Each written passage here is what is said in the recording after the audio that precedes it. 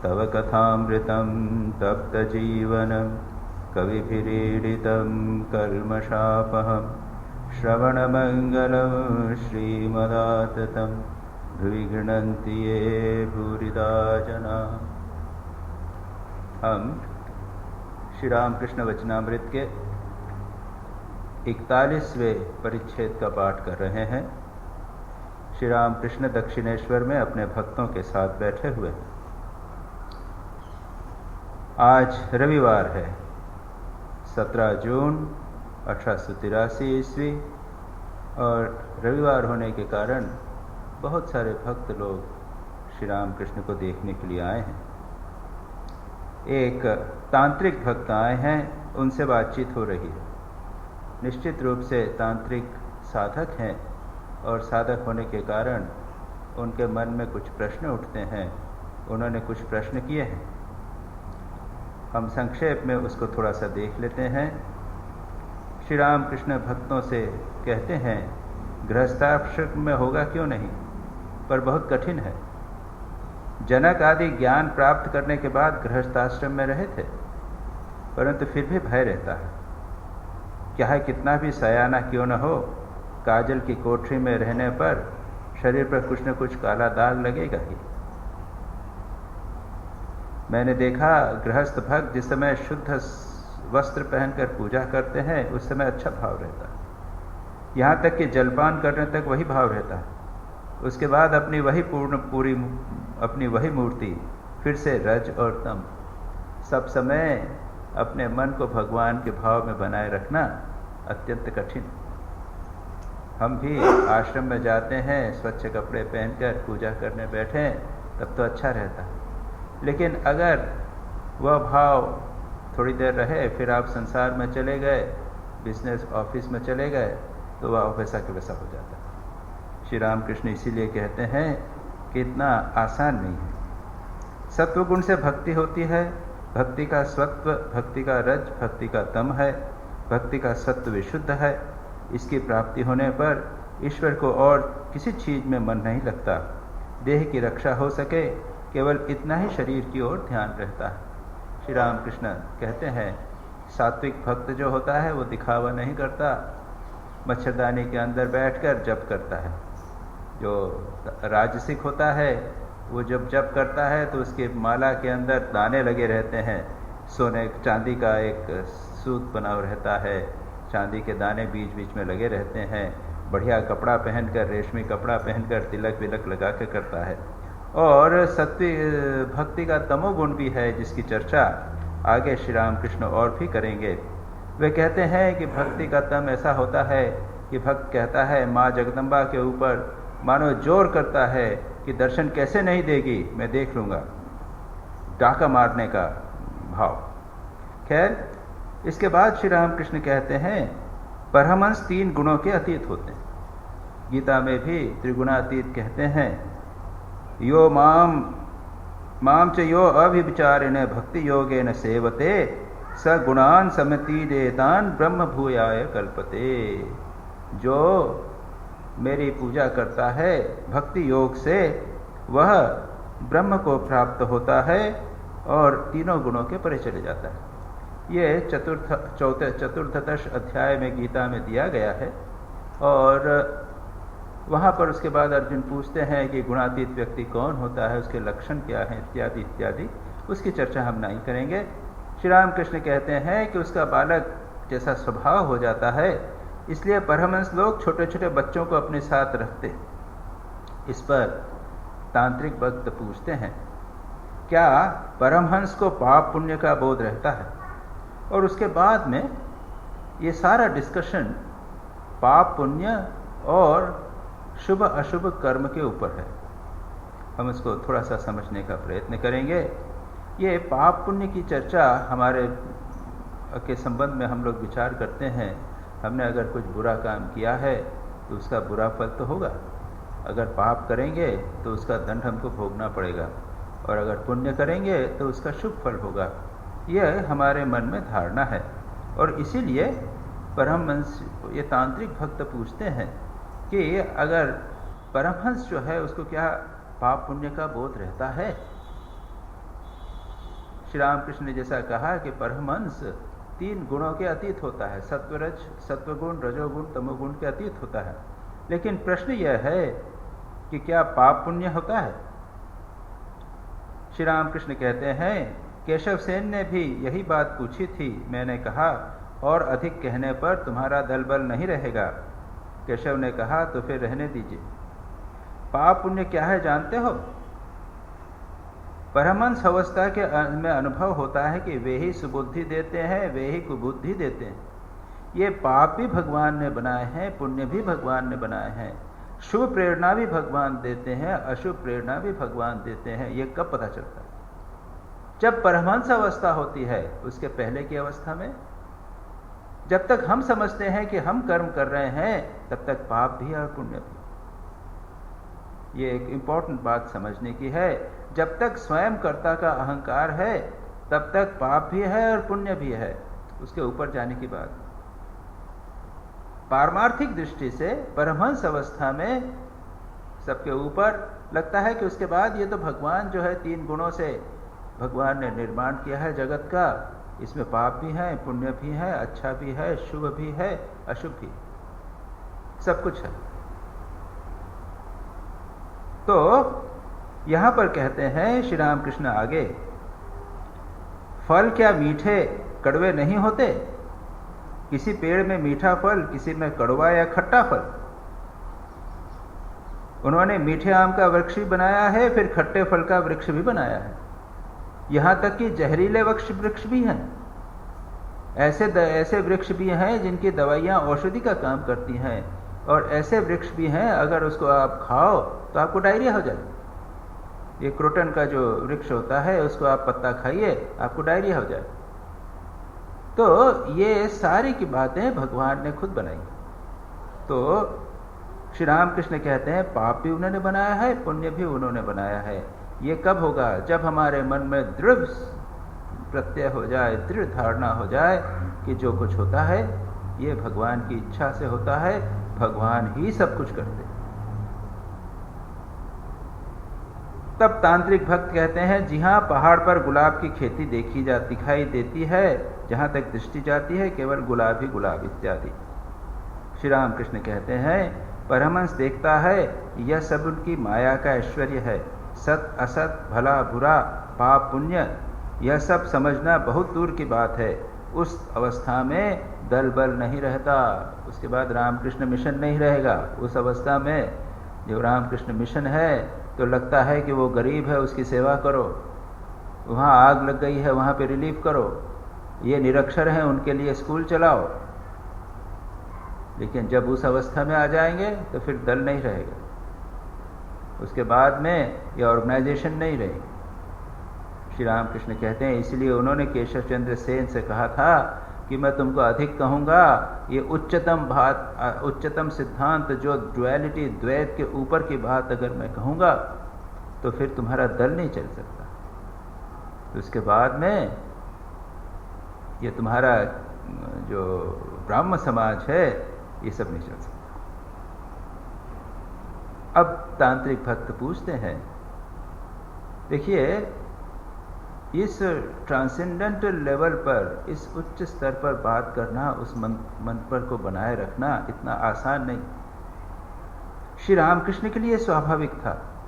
श्री रामकृष्ण उच्च स्तर पर रहकर देख सकते थे कि सभी संसार, सभी भगवान की लीला है। स्वामी ब्रह्मानंद जी श्री रामकृष्ण के शिष्य वे कहा करते थे कि मन की कभी कभी ऐसी अवस्था होती है जब मुझे सब भगवान दिखाई देते हैं, और जब सब भगवान दिखाई देते हैं तो फिर मैं उपदेश नहीं दे सकता। मेरे शिष्यों को मैं गाइड करते हैं, शिष्यों को दोष दिखाते हैं, उनको कंट्रोल करते हैं, उनको इंस्ट्रक्शंस देते हैं, ऐसा करो वैसा करो। लेकिन कहते हैं कि एक अवस्था ऐसी होती है कि जब मेरा मन ऊपर चला जाता है, तब सब में भगवान अगर मैंने देख रहा हूं तो फिर मैं कैसे किसी को उपदेश दूं। तो एक वह स्टेबल है। लेकिन जहां तक हम लोगों का प्रश्न है, हम लोग इस निम्न स्तर पर हैं, और जिस पर वह तांत्रिक भक्त पूछते हैं, तो फिर कर्मफल है। ये पाप पुण्य जब है तो ये पाप और पुण्य क्या है? ये शुभ कर्मों का फल हुआ पाप, पुण्य शुभ कर्मों का फल हुआ पुण्य, पुण्य कर्म ही तो शुभ फल हुए और उसके बाद में उसे सुख प्राप्त होगा, और अशुभ कर्म का फल या पाप का फल होगा हमें दुख प्राप्त, नरक में जाना पड़ेगा।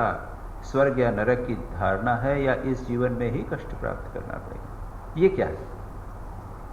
इस संबंध में थोड़ा सा सीख जान लेवें। कर्म 3 प्रकार के होते हैं। आप लोगों जो लोग रेगुलर सत्संग यहाँ पर आते हैं वो जानते होंगे कर्म की बात। 3 प्रकार के कर्म कहे गए हैं। एक तो है प्रारब्ध कर्म, हम सब जानते हैं। ये जो शरीर हमें प्राप्त हुआ है, 80-90 साल वर्ष की उम्र जो हमें प्राप्त हुई है, ये हमारे पूर्व शुभ कर्मों या अशुभ कर्मों के फलस्वरूप इतना प्राप्त हुआ है। इसमें हम कुछ शुभ कुछ सुख भोगते हैं, कुछ दुख भोगते हैं।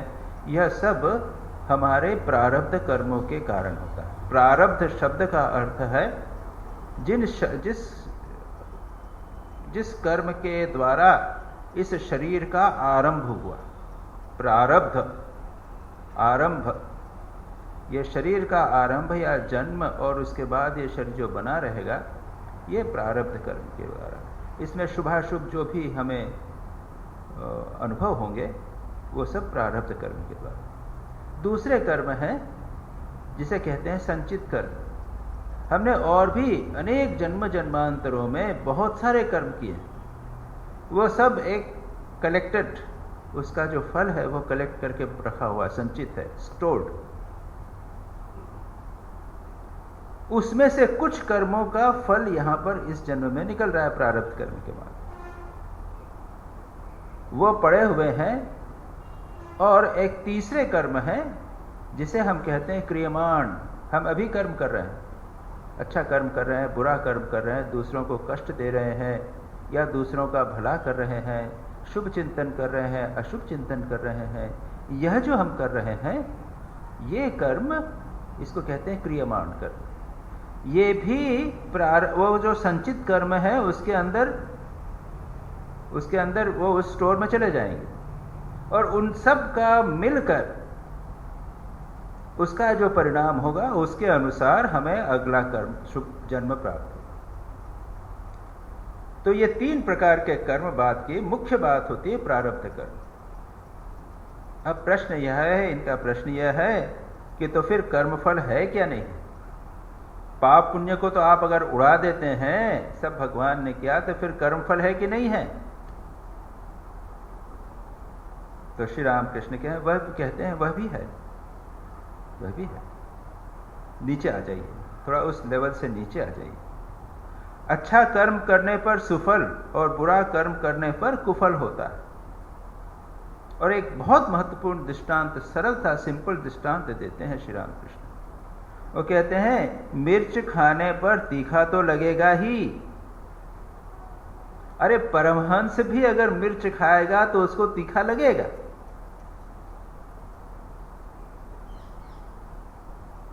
ये तो नियम है, ये कर्म अर्थात नियम।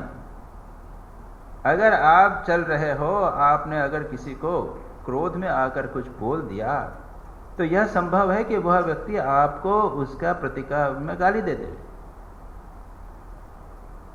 कुछ लॉज हैं, कुछ व्यवहार के, कुछ प्रकृति के, कुछ हमारे शरीर की रचना के, एनाटॉमी, फिजियोलॉजी के, शरीर के क्रियाकलाप के कुछ नियम हैं।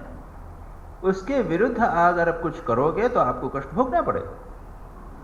और यही कहते हैं अगर सत्य बोलोगे तो आपका भला होगा, किसी को अगर कष्ट नहीं दोगे तो कोई आपको कष्ट नहीं देगा, इत्यादि। एपरेंटली समाज में लगता है, दिखाई नहीं देता है कि इसके नियम का कुछ पालन हो रहा है कि नहीं हो रहा है। यहां पर तो मिर्च खाने से तो पता चल जाता है, मिर्च खाते ही हमारे पेट में जलन होगी या मुंह में जलने लग जाएगा। लेकिन जब बुरा कभी कोई व्यक्ति कर्म करता है तो अचानक पता नहीं चलता। इसलिए कहते हैं कि यह कर्म है, इसका कहीं न कहीं फल होने वाला। अभी दिखाई न देवे, मिर्च खाने से जैसे कष्ट होता है उस प्रकार दिखाई अभी न देवे, लेकिन कभी न कभी अवश्य उसका फल। तो श्री रामकृष्ण कहते हैं अच्छा कर्म करने पर सुफल और बुरा करने पर कुफल होता है। मिर्च खाने पर तीखा तो लगेगा ही, यह सब उनकी लीला है, खेल है। अब श्री रामकृष्ण यहाँ पर थोड़ी सी बात को स्वीकार किया, जो लोअर लेवल पे जैसे कहते हैं ना, एक एम्पेरिकल लेवल पर, एक व्यवहार के लेवल पे इस बात को स्वीकार करके बार बार एक उच्चतर स्तर की बात कर रहे हैं। हम देखेंगे कि इसके बिना इस कर्म की समस्या का समाधान नहीं होगा। या तो भक्ति की बात कहें या अद्वैत वेदांत की बात करें, सभी जगह ये कर्म का चंकर, जो लोग मीमांसक हैं, वेदांत में दो प्रकार का है, वेदांत नहीं, इसको वेदांत तो नहीं कहेंगे, मीमांसा शास्त्र दो प्रकार की मीमांसा कहते हैं, उत्तर मीमांसा और पूर्व मीमांसा। पूर्व मीमांसा को वास्तविक मीमांसा कहते हैं, उसमें ये भी वेद पर आधारित हैं, और वो जो वेद का कर्मकांड है उसको लेते हैं, और वो लोग कहते हैं कि जो भी आप कर्म करोगे, कर्म ही सर्वे सर्वा है, शुभ कर्म करो और स्वर्ग में जाओगे, बस उसी को सबसे अधिक महत्व देते हैं। लेकिन वेदांत और भक्ति शास्त्र कहता है नहीं, ऐसे तो आप चक्कर से कभी छूट ही नहीं सकते। शुभ कर्म किया, खूब अच्छा यज्ञ किया, इंद्र को प्रसन्न किया, खूब दान इत्यादि किया, मरने के बाद आप स्वर्ग में चले गए, स्वर्ग में भोग किया, वह जो कर्म है उसका फल समाप्त हो गया, फिर आपका जन्म होगा। लेकिन इन मीमांसकों का कहना है कि कर्म ही सर्वे सर्वा है, उसके बाहर और कुछ चीज नहीं। वेदांत कैसा, इससे तो जीवन की समस्या का समाधान नहीं हो सकता, और इसलिए वो भक्ति की बात करते हैं, ज्ञान की बात करते हैं। भक्ति और ज्ञान के माध्यम से ही आप इस कर्म के चक्कर से मुक्त हो सकते हैं। तो श्री रामकृष्ण यहां क्या कर रहे हैं? कुफल सुफल की बात तो कही, मिर्च खाने से कष्ट होगा ये बात तो कही, लेकिन एक दृष्टिकोण उन्होंने और बता दिया, वह है भगवान की लीला और खेल। मन को उस स्तर पर रखिए, भगवान की लीला और खेल के स्तर पर, और जो हो रहा है वो नियम के अनुसार होगा। अगर आपने पेट भर के बहुत ज्यादा खा लिया तो डायरिया होगा, लेकिन इसको भगवान की लीला के रूप में देखिए। शुभ आपने किया, आपने संयम से जीवन व्यतीत किया, तो आपकी बीमारी नहीं होगी। ये तो है, ये तो नियम प्राप्त किया, लेकिन कहते हैं इसको भी भगवान की लीला के रूप में देखिए।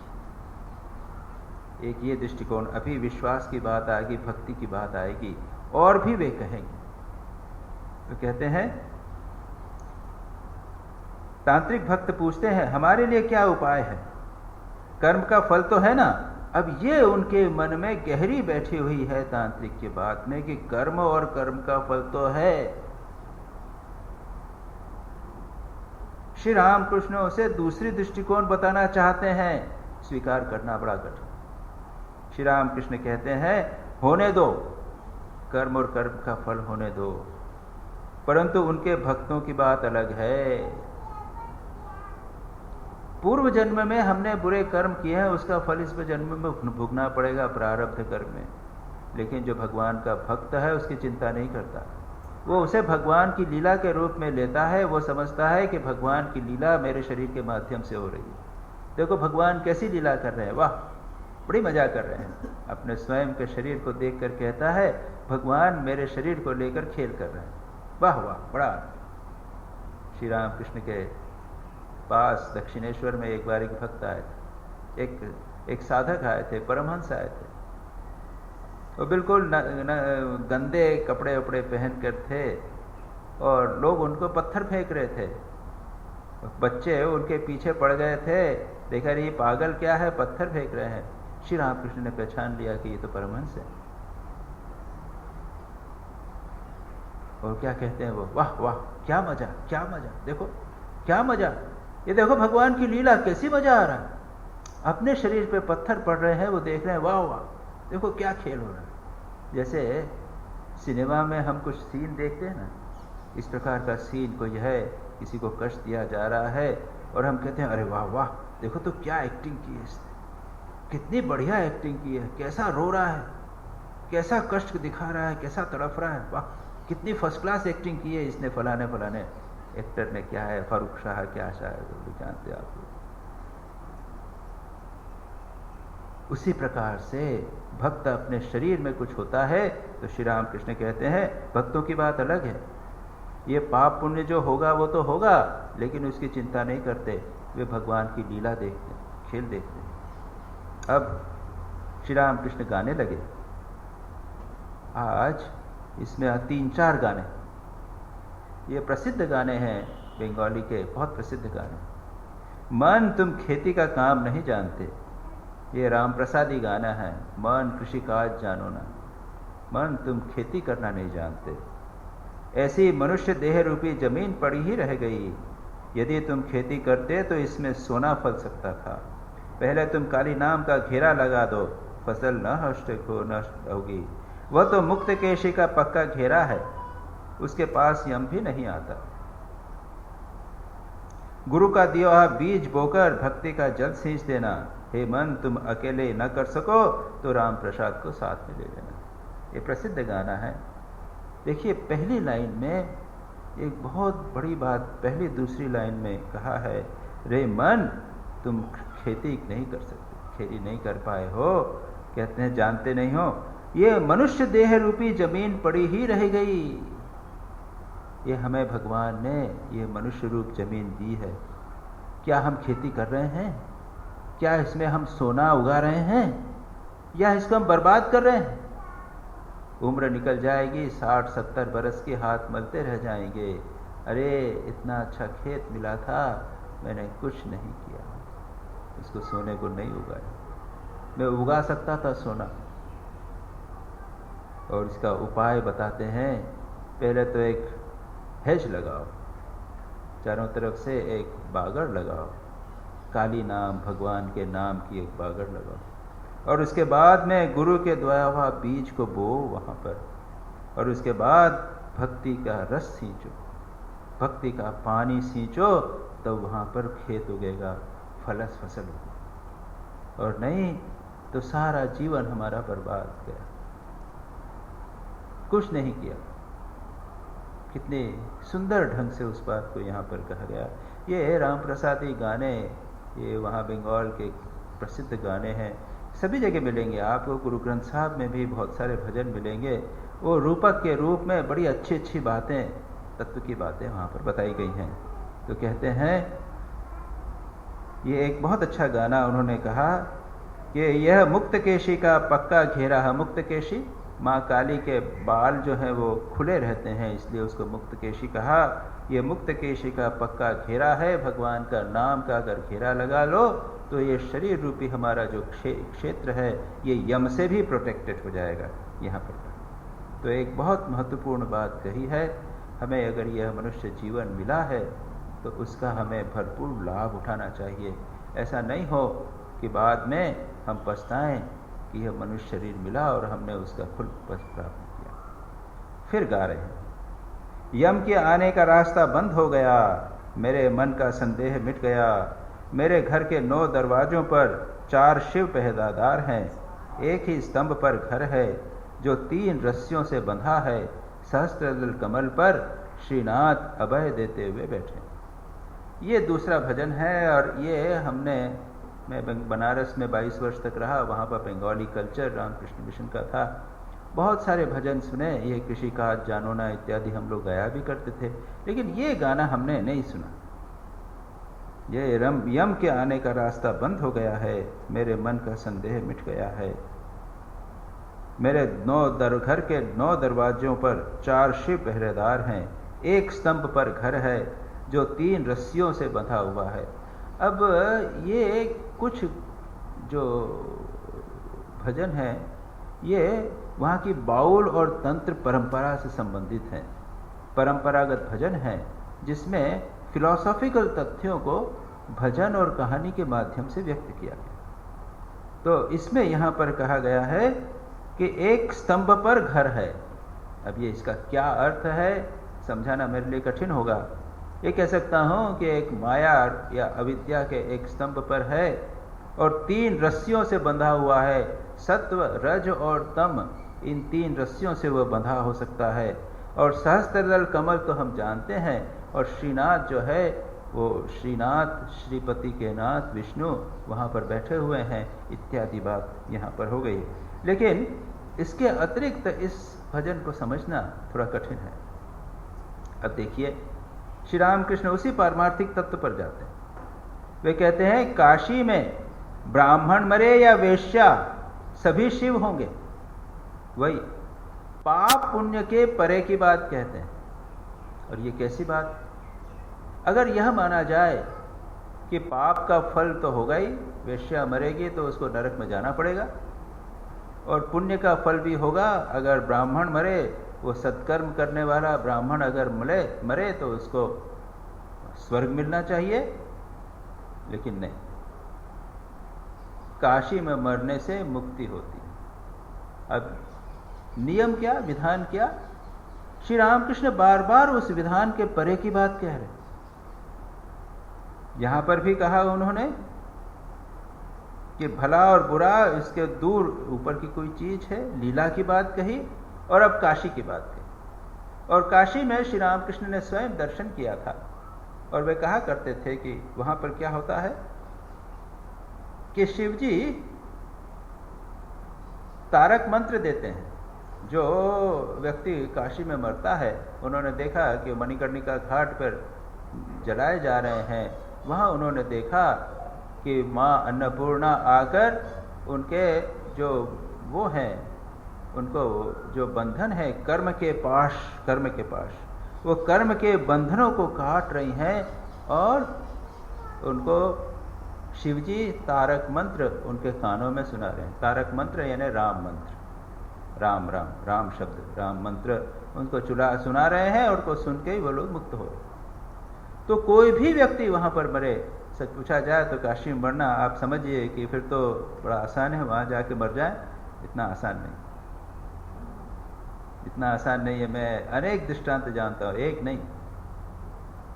वहां पर आकर मरने के लिए आते हैं लोग, देखा बूढ़े हो गए हैं, अब तो कुछ दिन बचेंगे, काशी आ जाते हैं, और वो काशी आने के बाद में उम्र बढ़ जाती है। सोचा था साल 2 साल में मृत्यु हो जाएगी, वो 10 साल खींच जाते हैं।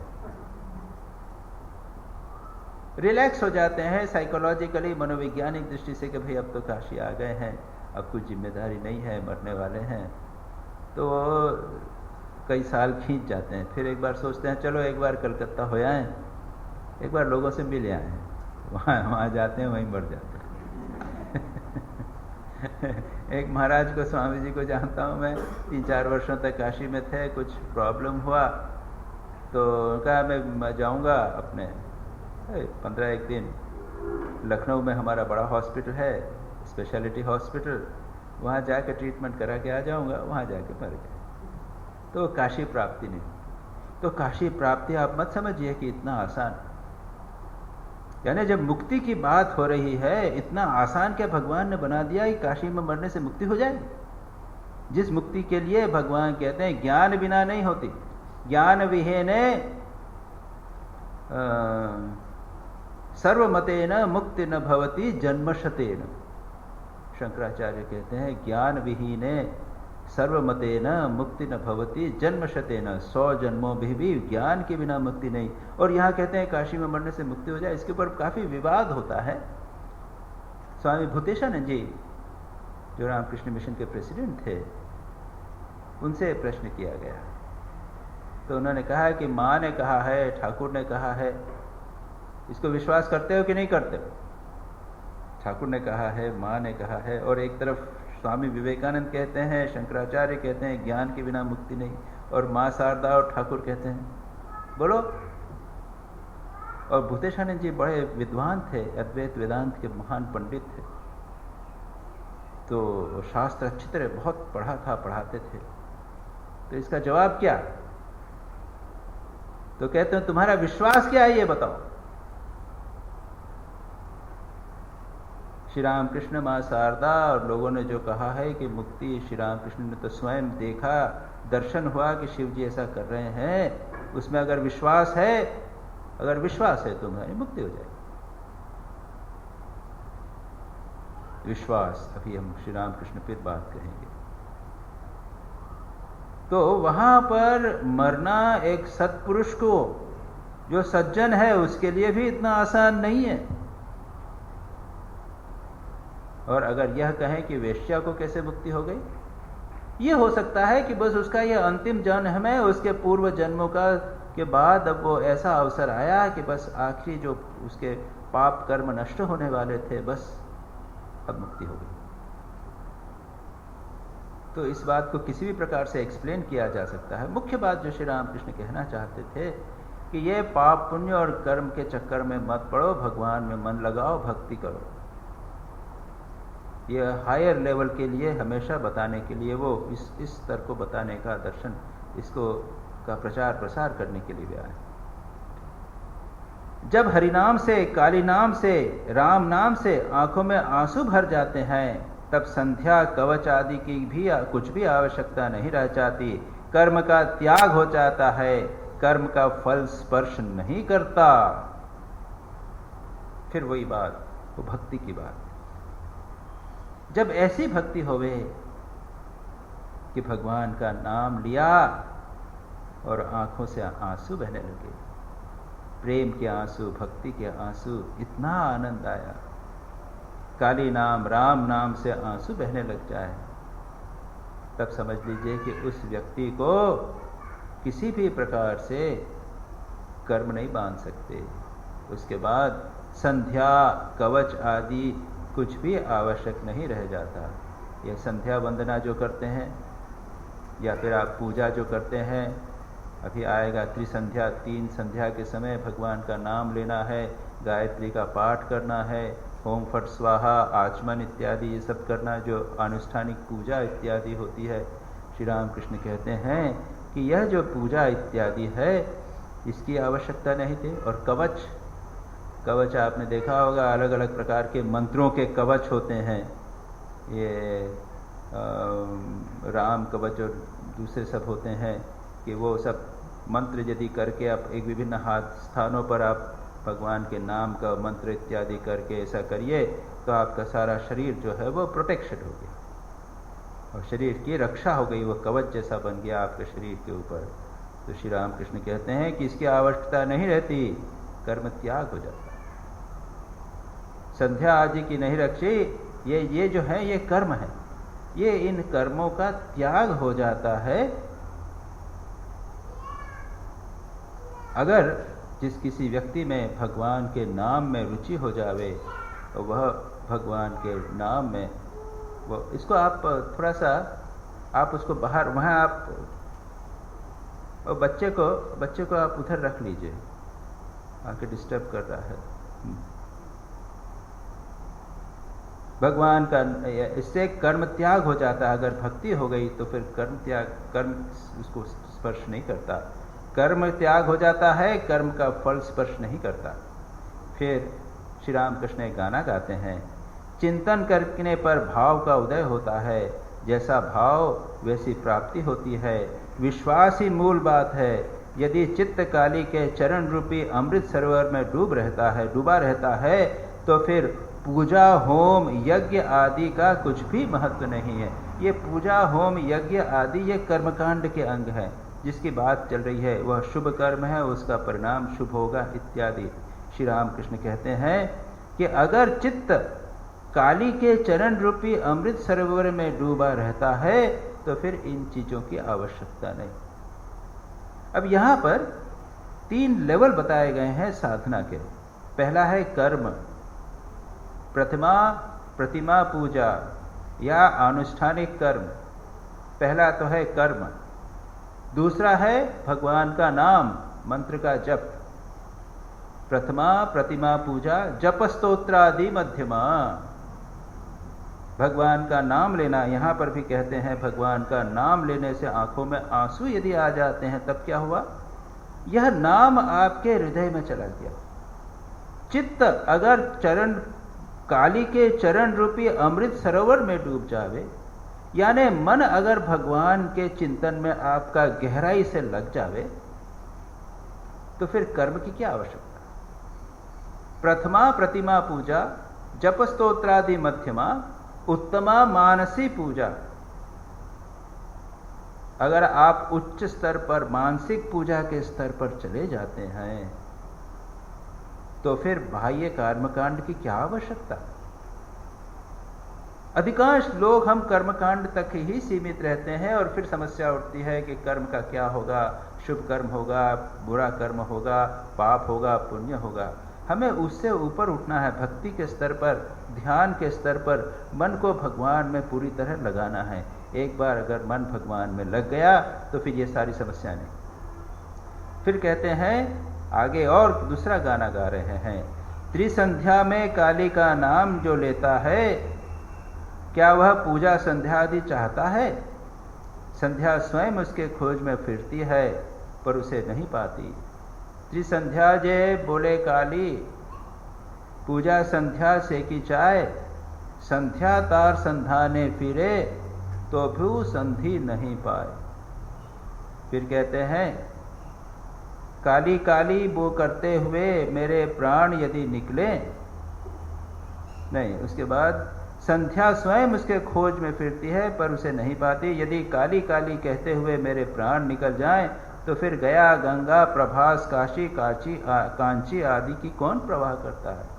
गया गंगा प्रभास आदि काशी कांची के वह चाय, काली काली काली बोले यदि अजपा फुराए। अगर मैं निरंतर काली का नाम लेता रहूं और काली का नाम बोलते हुए अगर मेरा शरीर निकल जाए तो फिर ये सब काशी में जान मरना है, या गया का तीर्थ करना है, गंगा में मरना है, प्रभास तीर्थ में जाना है, या फिर कांची, दक्षिण भारत में कांची बहुत बड़ा तीर्थ है। इन तीर्थों की क्या आवश्यकता? जहाँ है वहीं पर तीर्थ। भगवान का नाम अगर कंटिन्यूअसली हमारे मुंह में आवे, जो मैंने दूसरा लेवल कहा, जप स्तोत्र आदि, और जो बाहर के हैं तीर्थ इत्यादि पर गमन, संध्या वंदना, कवच इत्यादि, ये है फिजिकल एक्टिविटीज, बाह्य पूजा। सेकंड लेवल जप स्तोत्र आदि, वो उससे श्रेष्ठ है। और तीसरा है मानसिक पूजा।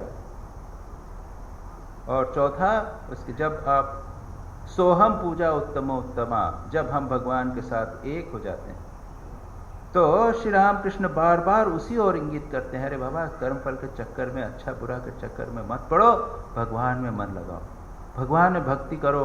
ऐसी बात हो जावे कि आंखों में भगवान का नाम लेते हुए आंखों में आंसू आ जाए। ईश्वर में मन हो जाने पर फिर असत बुद्धि, पाप बुद्धि नहीं रह जाती। और ये दूसरी बात कहते हैं, क्यों? अगर भगवान में मन लग जावे तो पाप बुद्धि नहीं रहेगी, अपने आप दूर हो जाएगी। अगर आप एक एक करके पापों को दूर करेंगे तो नहीं होने वाला। भगवान में मन लगा, भगवान में मन लगाने से धीरे धीरे हमारा मन परिवर्तित हो जाएगा और हम भगवान, उसके बाद पाप बुद्धि अपने आप नष्ट हो जाएगी। तांत्रिक भक्त पूछते हैं, आपने कहा विद्या का मैं रहता है। श्री राम कृष्ण कहते हैं, विद्या का मैं, भक्त मैं, दास मैं, भला मैं रहता है, बदमाश में चला जाता। ये एक यहां पर आया था क्या? इस संदर्भ में, इस चैप्टर में हमने तो नहीं पढ़ा इसको। जो हो वो कहते हैं, आपने कहा विद्या का मैं, भक्त का मैं, दास का मैं रहता। मैं, श्री राम कृष्ण कहते हैं, यह अहंकार आसानी से नहीं जाता। और दृष्टांत देते हैं कि एक वृक्ष को काटो, वट वृक्ष को काटो या पीपल का पेड़ काट डालो, लगता है कि सब मर गया। अब 2-4 दिन बाद देखेंगे छोटा सा अंकुर फिर निकल आया, छोटा सा एक स्प्राउट अंकुर निकल रहा है, पत्ता निकल आया। वो जाता नहीं इतना आसानी से। श्री राम कृष्ण कहते हैं, आज लगता है कि मेरा अहंकार निकल गया, कल फिर अहंकार उठ जाए। अगर रहना ही है, इसको अहंकार नष्ट नहीं होना है, तो क्या करें? अपने को रहने दो ना। भक्त का मैं, दास का मैं। हनुमान जी को क्या था? स्वयं निरहंकारी थे, अहंकार नहीं था, लेकिन यह अहंकार था, मैं हर भगवान का दास हूं। क्या? मैं भगवान का दास हूं, मुझसे क्या बुराई हो सकती है? नहीं हो सकती। जब वो युद्ध करते थे तो उनको यह अहंकार था, मैं भगवान का दास हूं, देखें मुझको कौन हरा सकता है। उनको, उनसे युद्ध हुआ था रावण से, तो रावण ने एक घूंसा मारा, हनुमान जी क्षण भर के लिए थोड़े से गिर गए थे। उनको बहुत गुस्सा आया, अरे क्या मैं भगवान का दास हूं और मुझे ये हो गया। बड़ा खराब लगा उनको। और फिर उन्होंने जो गुस्सा दुखा किया तो वो बहुत बेहोश हो गया था बहुत देर। ऐसी कुछ वर्णन आता है रामचरितमानस में। तो जो हो यह आत्मविश्वास, भगवान में विश्वास, मैं भगवान का दास हूं, भक्त हूं, भला मैं, बदमाश मैं नहीं। इसके बाद तांत्रिक भक्त कहते हैं, जी महाराज हमारे अनेक संदेह मिट गए। और तब श्री रामकृष्ण कहते हैं, आत्मा का साक्षात्कार होने पर सब संदेह मिट जाते हैं। और इसकी टीका करते हुए मास्टर महाशय जो ग्रंथ का की रचयिता है वो कहते हैं, मुंडक उपनिषद में है, विद्यते हृदय ग्रंथे छिद्यन्ते सर्व संशया क्षीयन्ते चास्य कर्माणि तस्मिन् दृष्टे परावरे। ये प्रसिद्ध श्लोक है। तस्मिन् दृष्टे, श्री रामकृष्ण कहते हैं आत्मा का साक्षात्कार, उसके दर्शन होने पर। किसके दर्शन होने पर? आत्मा के, परमात्मा के दर्शन होने पर। ये सप्तमी विभक्ति है, सती सप्तमी संस्कृत में। परमात्मा के, आत्मा के साक्षात्कार होने पर उसके पर अवर, जो पर भी है और अवर भी है, जो ट्रांसेंडेंटल सत्ता भी है और जो इमेनेंट सत्ता भी है, जो जगत के परे भी है और अवर यानी जगत में मैनिफेस्ट भी हुआ है, दोनों प्रकार से जब साक्षात्कार होता है। ये कई बार हमने यहाँ पर भास का उल्लेख किया है कि वास्तविक अनुभूति, स्पिरिचुअल, सचमुच का अच्छा स्पिरिचुअल एक्सपीरियंस, जो रियल एक्सपीरियंस है, उसमें दोनों चीजें होनी चाहिए। कहते हैं कि श्री रामकृष्ण ने कहा कि माँ जगदम्बा का, भगवान का दर्शन हो सकता है ना। उन्होंने कहा ये लोग पुकार कर ठीक इसी प्रकार से जैसे मैं तुम्हें देखता हूँ। तो क्या होगा? हम देखते भी हैं, लोग सुनते हैं कि भगवान का, विष्णु का दर्शन हुआ, शिव जी का दर्शन हुआ। Is that enough? क्या ईश्वर दर्शन का अर्थ ये है? नहीं। ईश्वर दर्शन का ये भी अर्थ है, उसके बाद उस शिव जी का समस्त प्राणियों के भीतर दर्शन, यह भी आवश्यक है।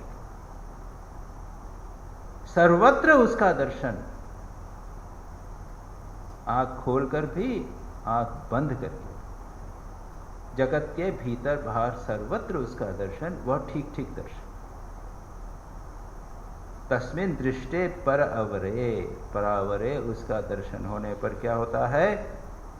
भिद्यते हृदय ग्रंथि ही, ये हृदय की ग्रंथि जो है वो कट जाती है। ग्रंथि यानी गांठ, गांठ बात है ना, नॉट। तो नॉट को अब क्या करते हैं? दो चीजों को बांधते हैं ना, ये एक कपड़ा और ये दूसरा कपड़ा, उसको दो को सूर्य को लेके बांधा, है ना। दो चीजें, कौन सी दो चीजों का की गांठ है ये है जड़ और चेतन की गांठ, जड़ चेतन की गांठ। ये अविद्या के कारण, मतलब इसमें क्या किया है? जो चित्त यानी चैतन्य। तो हमारा जो शरीर है ये तो मिट्टी का पत्थर, मिट्टी का बना हुआ है, ये पंचभूत का बना हुआ है, ये जड़ है। लेकिन कैसा दिखाई दे रहा है? चेतन दिखा रहा है, कॉन्शियस दिखाई दे रहा है ना। हम उठते बैठते हैं, लगता है कि चेतन। इसमें क्या हुआ है? जड़ और चेतन मिल गए, और हमारी आत्मा चेतन है, उसके ऊपर जड़ हो गई। तो हमको लगता है लगता है मैं ये हूं। जड़ के गुण चेतन में आ गए हैं, चेतन के गुण जड़ में आ गए हैं। इसको कहा चित्त जड़ ग्रंथि। इसको काटना है, जड़ को अलग करना है, चेतन को अलग करना है। तो जब परमात्मा का दर्शन होता है तब भिद्यते हृदय ग्रंथि। ये हृदय में जो ये अविद्या ज्ञान की ग्रंथि बनी हुई है कि मैं शरीर हूं, मैं लंबा हूं, चौड़ा हूं, सुंदर हूं, मैं मन हूं, मैं विचारवान हूं, बुद्धिमान हूं, ये मैं के साथ में जुड़ा हुआ वो निकल गया। और तब पता लगता है कि मैं सच्चिदानंद स्वरूप हूं। ये शरीर और मन तो जड़। भिद्यते हृदय ग्रंथि छिद्यन्ते सर्व संशयाः, समस्त संदेह मिट जाते। जीवन का लक्ष्य क्या है? कई प्रकार के संदेह होते हैं। जीवन का लक्ष्य क्या है? हमको कईयों को संदेह होता है। ऑफ कोर्स कुछ लोगों ने तो जगत जीवन का लक्ष्य भौतिक समृद्धि बनाया है, पैसा बना लिया, उनके जीवन में कोई संदेह नहीं। पढ़ने लिखना है, बड़ा पोस्ट मिल जाना चाहिए, पैसा कमाना चाहिए, ये जीवन का लक्ष्य, ठीक है। कुछ लोगों के जीवन में संदेह नहीं, अपने स्वरूप के संबंध में संदेह, लक्ष्य प्राप्ति के मार्ग के संबंध में संदेह, मैं अपने उसको प्राप्त कर सकूंगा कि नहीं कर सकूंगा, ये जितने कई संदेह हैं, इसलिए कहा सर्व संशया। भगवान गीता में कहते हैं संशयात्मा विनश्यति, भगवान के प्रति सत्ता, जगत की सत्ता क्या है, बहुत सारे कई प्रकार के संशय होते हैं, अपने स्वरूप के संबंध में डाउट होते हैं। संशय विपर्यय, विपर्यय यानी विपरीत ज्ञान, दो शब्द आते हैं। संशय यानी डाउट, क्या सत्य है, क्या मार्ग है, और विपरीत ज्ञान उल्टा है, जो आप कहते हैं ना कि पैसा कमाना जीवन का लक्ष्य है, ये हुआ विपर्यय। तो कहते हैं छिद्यन्ते सर्व संशयाः क्षीयन्ते च अस्य कर्माणि, इस व्यक्ति की जिसने इसका दर्शन किया उसके कर्म भी नाश हो जाते हैं। यहाँ कर्म की बात भी कर रहे हैं, इसलिए यह जो श्लोक है यह संदेह और कर्म दोनों की दृष्टि से बहुत समीचीन श्लोक है, जिसको यहाँ पर मास्टर महाशय ने फुटनोट में दिया है। कर्म भी अस्य, जो व्यक्ति देखता है उसके कर्म नष्ट हो जाते हैं। कौन से कर्म? मैंने 3 प्रकार के कर्म कहे ना, प्रारब्ध कर्म, संचित कर्म और क्रियमाण कर्म। तो शास्त्रकार कहते हैं कि उसके प्रारब्ध कर्म तो रहते हैं, जब तक वह जीवित रहेगा तब तक प्रारब्ध कर्म रहेंगे, जब तक मर नहीं जाता। लेकिन उसके जो संचित कर्म है, जो स्टोर्ड है ना, वो सब नष्ट हो जाते हैं।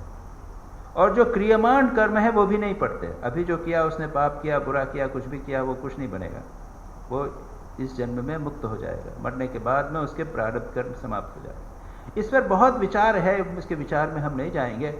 दूसरे लोग कहते हैं उनके प्रारब्ध कर्म भी नष्ट हो जाते हैं, वह अपने आप को शरीर के साथ आइडेंटिफाई नहीं करता, वो नहीं समझता है कि मैं शरीर हूं, मैं मन हूं, वह तो समझता है कि मैं शुद्ध बुद्ध स्वरूप आत्मा हूं। तो फिर मुझे प्रारब्ध कर्म भी क्यों होंगे? प्रारब्ध कर्म तो शरीर में। इस प्रकार से तीनों कर्म उसके नष्ट हो जाते हैं। श्री राम कृष्ण अब कहते हैं भक्ति का तम लाओ, कहो जब मैंने राम का नाम लिया, काली का नाम लिया, तब कैसे संभव है कि मेरा बंधन रहे, मेरा कर्मफल रहे। देखिए उस कर्मफल को दूर करने के लिए, कर्म के बंधन और पाप पुण्य को दूर करने के लिए श्री राम कृष्ण कितने उपाय बता रहे, कितने प्रकार से उसको समझाने का प्रयत्न करे हैं, अलग अलग प्रकार से। इसीलिए तांत्रिक भक्त ने कह दिया था हमारे अनेक संदेह मिट गए। श्री रामकृष्ण उसी बात को और कह रहे हैं। क्या कहा उन्होंने?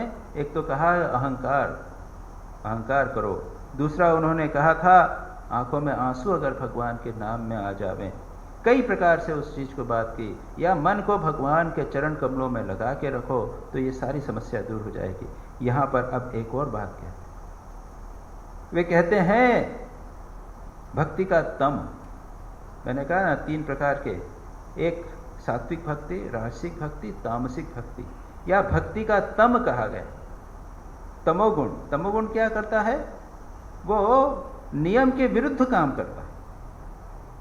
जब भी लोग कुछ नियम के विरुद्ध काम करते हैं हम कहते हैं कि अरे ये ठीक नहीं है। तो तमोगुण हमको नियम के विरुद्ध काम करने को प्रेरित करता है।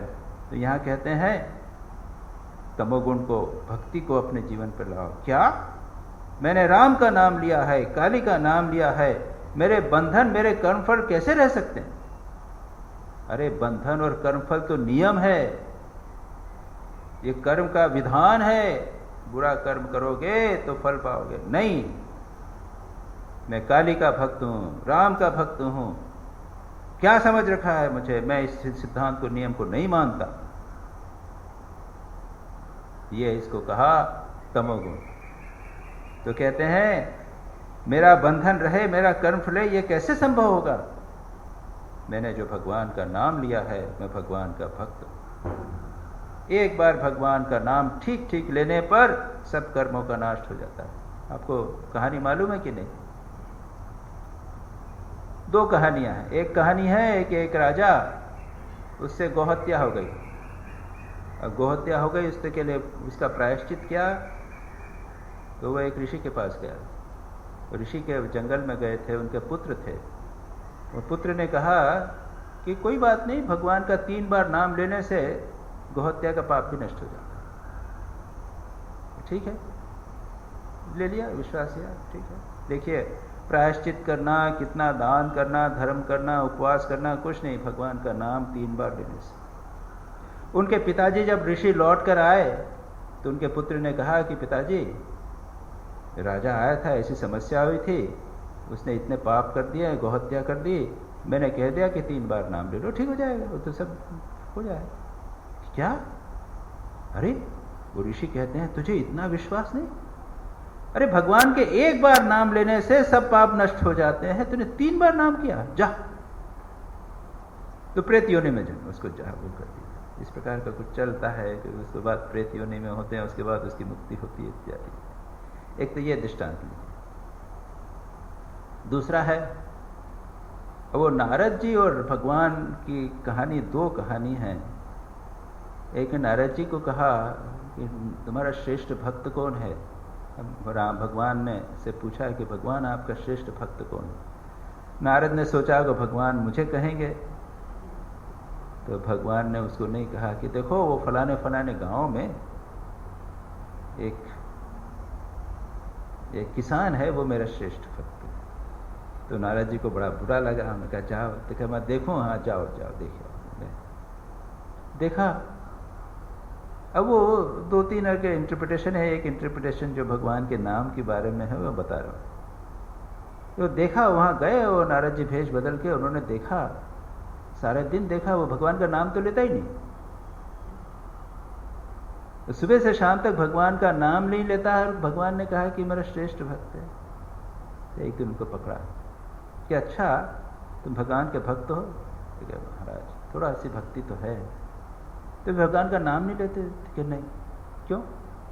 कि भगवान का नाम लेने तो मुक्ति हो जाएगी, अब मुक्ति हो जाएगी तो वे संसार मेरा कौन देखेगा? तो नारद जी को लगा कि ये कैसी बात है। तो कहा नहीं नहीं, तुम भगवान का नाम लो।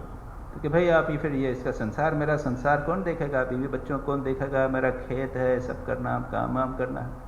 तो नारद जी ने कहा अच्छा मैं देख लूँगा। अरे ठीक है, अगर आप जिम्मेदारी लेते हो तो मुझे कोई आपत्ति नहीं है। तो कहा क्या?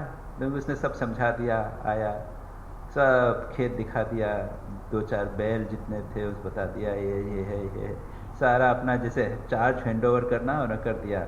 पत्नी को बोल दिया कि देखो भाई, मेरी तो मुक्ति होने वाली है, ये नारद जी तुम्हारी देखभाल करेंगे। ठीक है। नारद जी ने कहा, उसके बाद में वो बैठ के एक आसन में बैठ के 1 बार नाम लिया और उसने अपना शरीर त्याग। तब नारद जी को लगा बाप रे, ऐसा विश्वास कि 1 बार भगवान का नाम लेने से सत्य मुक्ति हो जाती।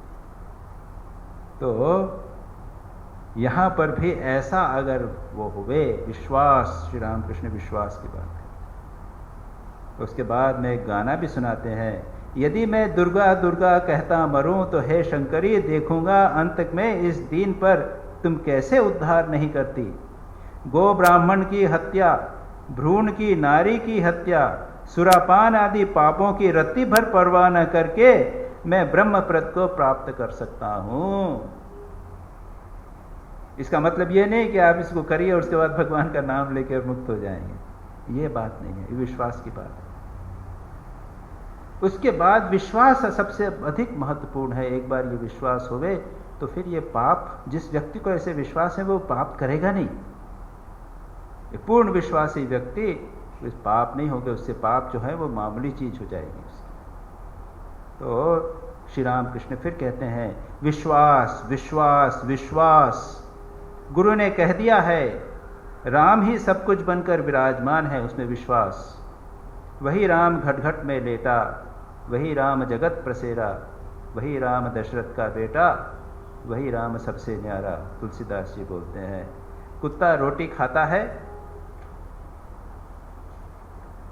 कुत्ता रोटी खाता जा रहा है, भक्त कहता है राम ठहरो ठहरो, रोटी में घी लगा दूं। गुरु वाक्य में ऐसा विश्वास। अगर गुरु वाक्य में विश्वास, भगवान के वाक्य में विश्वास हो, भगवान के नाम में, तो फिर आदमी वो सामान्य आदमी रहता, उसके जीवन में बहुत बड़ा परिवर्तन आ जाता, फिर ये प्रश्न भी नहीं रहते। और श्री रामकृष्ण बार बार उसी लेवल पर बताने की बात कर रहे हैं। देखिए, श्री रामकृष्ण के उपदेशों की कई विशेषता है।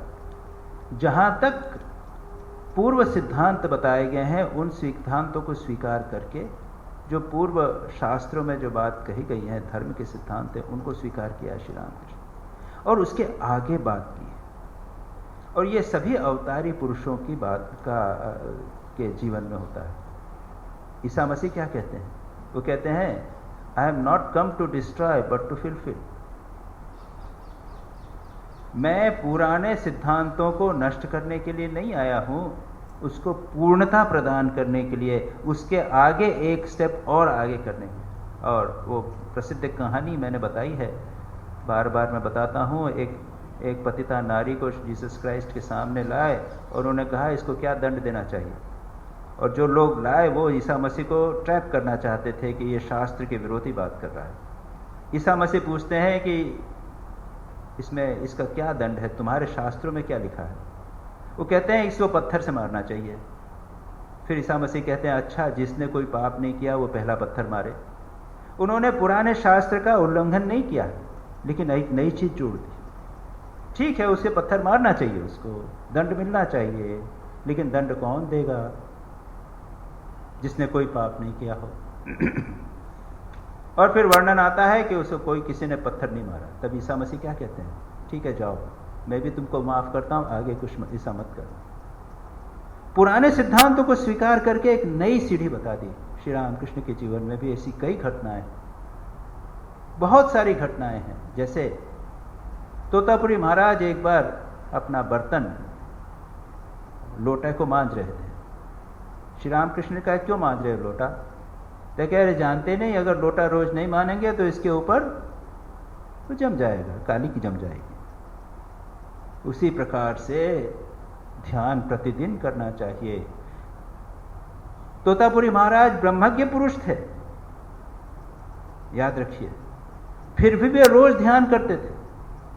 और हमारे शास्त्रों में लिखा हुआ है कि कठोपनिषद में लिखा हुआ है कि योगो ही प्रभवाप्ययो अप्रमत्तेन वेधव्यम, योगो ही प्रभवाप्ययो। बिना प्रमाद के प्रैक्टिस करना चाहिए योग की। क्यों? क्योंकि योग में उत्पत्ति होती है, यानी आप सिद्ध होते हैं और वो सिद्धि रहेगी और उसके बाद नष्ट भी हो सकती है, इसलिए उसके बाद भी करते रहना चाहिए। तो श्री रामकृष्ण क्या कहते हैं? अगर यह जो बर्तन है पीतल का, अगर सोने का बन जाए तो फिर उसको मांजने की जरूरत नहीं पड़ेगी। तत्काल मेरे दिमाग में और बात नहीं आई है और शंख भी बच गया है। बहुत सारे ऐसे दृष्टांत हैं। श्री रामकृष्ण एक बात कहते हैं और उसके बाद एक और चीज जोड़ देते हैं। पुरानी बात को स्वीकार करके नई बात को जोड़ देते हैं। तो श्री रामकृष्ण से यहाँ पर जो बातचीत की, हम यहीं इसको स्टार्ट करते हैं। आरती का समय हो गया है। अगली इसके बाद की चर्चा हम अगली बार करेंगे।